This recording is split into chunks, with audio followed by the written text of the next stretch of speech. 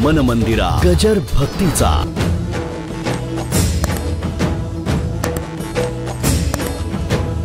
आता तुमचा रंग जन्मताच काळा आहे. आता किती फुटं देऊन गोरं होणार आहे? होणारच नाही. ठेविले अनंत तैसेचे राहावे का? त्याला काही फरक पडत नाही. काही फरक पडणार नाही. ठेवी बरोबर, ठेविले अनंत तैसेचे राहावे सिद्धच आहे. पण पुढचा आहे का? चित्ती असो समाधान आहे का? तुकाराम महाराजांना चिदविलास कळला होता, म्हणून जे आहे ती परिस्थितीमध्ये समाधान. देवाला कधीही नावं ठेवलं नाही. काय आहे त्या परिस्थितीमध्ये अत्यंत समाधानात होते, अत्यंत आनंदात होते. आलं का लक्षात? हो.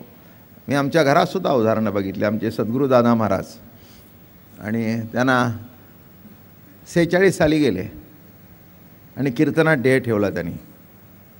मार्गशीर्ष शुद्ध एकादशी वार गुरुवार गीता जयंती, आणि त्या दिवशी कीर्तनामध्ये महाराजांनी ध्येय ठेवला. त्यांचा जन्मसुद्धा आगळा वेगळा आहे. ऋषीपंचमीचा, गणेश चतुर्थी ऋषीपंचमीचा जन्म, आणि मार्गशीर्ष शुद्ध एकादशी गुरुवारी कीर्तनामध्ये निर्याण, आणि मग आळंदीला इथे समाधी झाली. तेव्हा शेवटची त्यांची वारी होती. चिदविलास सांगतोय, विषयाला सोडून काहीही बोलत नाही. आणि आमच्यासमोर पाऊस खूप झाला त्यावेळेला, मंडप असा कल्ला, आणि देवीदास भाईची धर्मशाळा समोर आहे. तिथे महाराज मुक्काम त्या काळात होते. 1945 साली, 45-46 साली, 46 नोव्हेंबर. आणि त्या काळामध्ये तिथे मुक्काम होता. आणि पायाला तर जखम मोठी होती, डायबिटीसची जखम झाली होती, पुळी आली होती. ती चरत चरत गेली, आणि ताप बीप होता. तितक्यात भोरचे युवराज ही राजमंडळी महाराजांच्याकडे खूप यायची. औंधकर, सांगलीकर, मिरजकर, भोरकर हे सगळेच यायचे. तेव्हा भोरचे युवराज महाराजांना भेटायला आले. आल्यावर असे बसले होते शाल बिल घेऊन, आणि आले युवराज, आणि त्यांनी पायावर डोकं ठेवलं. दर्शन घेताना बघितलं गादीला रक्त लागलं होतं, आणि पायालाही रक्त दिसत होतं. असं बघितलं, महाराजांच्याकडे बसले. म्हणाले, महाराज दुःख फार मोठं दिसतंय, गादी भरली आहे. असे बसले होते, असे झाले. ते म्हणले, युवराज दुःख आहे पण व्यथा नाही. उत्तर कळलं का? एकच उत्तर, दुःख नाही.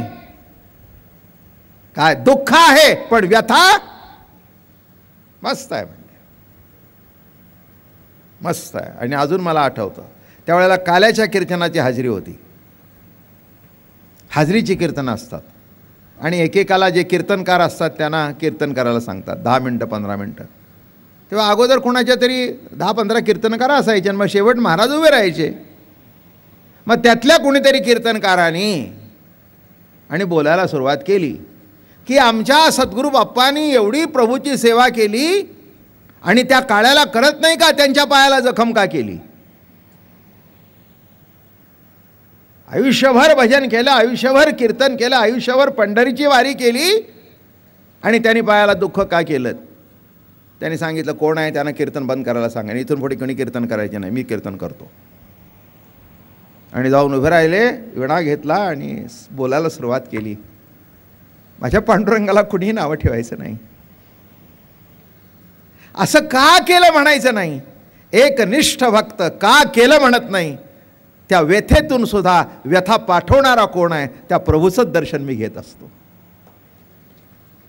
दुःख आहे पण व्यथा नाही. आणि सबंध कीर्तन डोळ्याला धार होती. माझ्या प्रभूचं किती माझ्यावर प्रेम आहे. माझ्या प्रभूने मला कसं सांभाळलं. माझ्या प्रभूने मला ज्ञानेश्वरी कशी शिकवली. माझ्या प्रभूने मला अमृतानुभव कसा शिकवला.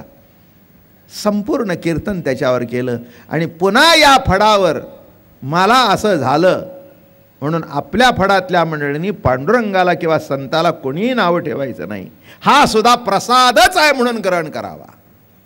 चिदविलास, ज्याच्या अंगात चिदविलास मुरलेला आहे तो आहे त्या परिस्थितीचा स्वीकार करेल, नाहीतर अखंड शंख करत बसेल. माझं बोलणं कळलं का? आहे तर आम्ही देवळाचं एवढं केलं ना, आमचं असं का झालं? तुला निवडून केलं.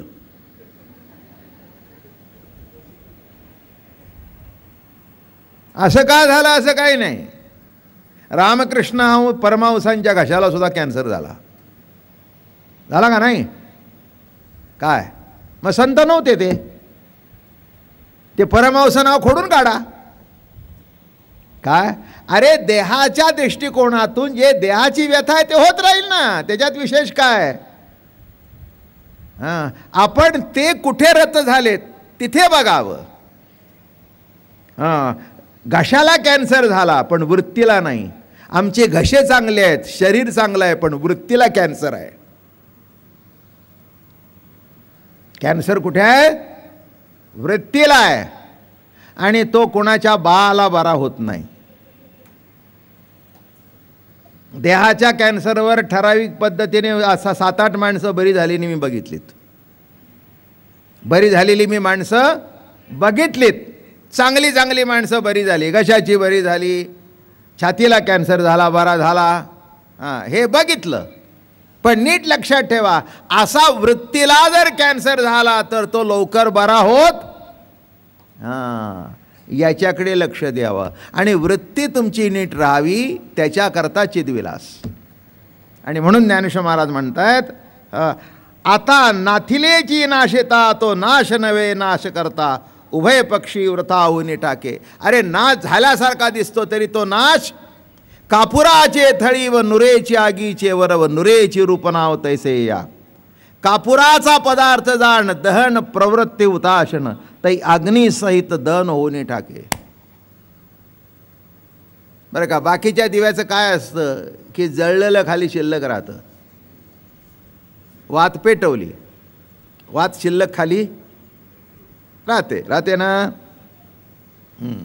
पण कापुराचं कसं आहे? हरिपाठात लिहिलं आहे, कापुराच्या वाती उजळल्या ज्योती, ठाईच समाप्ती झाली जैशी. कापूर पेटल्याबरोबर जिथे कापूर संपतो, अग्नी संपतो, तिथे कापूर सुद्धा शिल्लक खाली शिल्लकच काही राहत नाही. कापुराच्या पदार्थी जाण दहनी प्रवृत्ते उताशन, ते अग्निसहित दहन होऊन गेले. कापूर गेला आणि अग्नी गेला, अज्ञानी गेलं ज्ञानी गेलं. काय सांगायचं त्यांना? अज्ञानी गेलं आणि ज्ञानी गेलं, दोन्हीही संपलं. अज्ञान गेल्यानंतर ज्ञान शिल्लक राहतं का? नाही. काय अज्ञान सापेक्ष ज्ञान आहे. अज्ञान संपलं तर ज्ञान कुठून राहणार ना? तरी कापुराची थाळी तिथे ते जे अग्नी प्रज्वली ते अग्निसहित झाली ओळवळ, संपलं, अग्निसहित संपलं. दोहीच्या मिळवणी दोहीसी झाली आटणी, कापुरा ते हिरोनी अग्नी आटे. आत्मा चिन्मात्र निखळ, येथे निवडावे भाग शुद्ध सवळ, तै होऊन ठाके केवळ ना. तरी आत्मत्वे रामरूप नाही.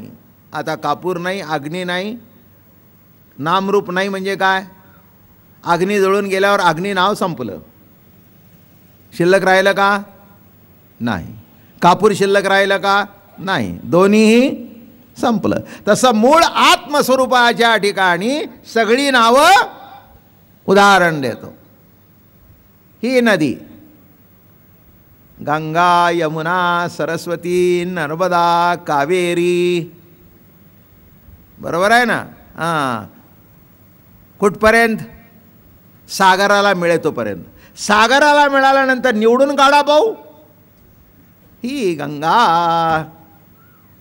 ही कावेरी, ही नर्मदा.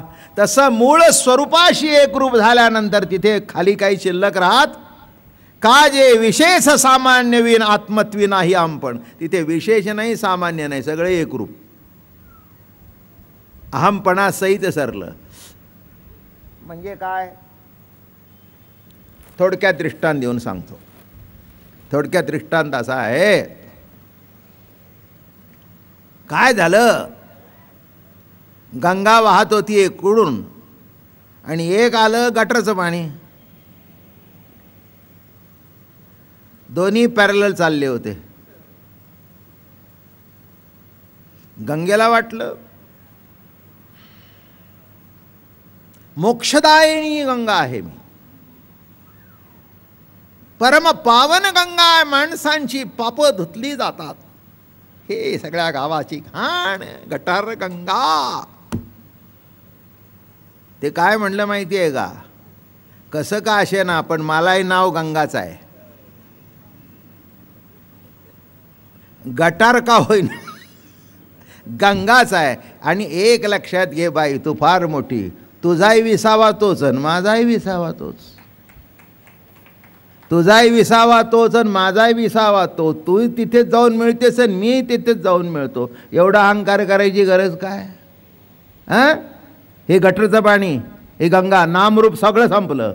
नाम संपलं, रूपसुद्धा संपतो. अर्थ कळला का नाही? मन मंदिरा गजर भक्तीचा.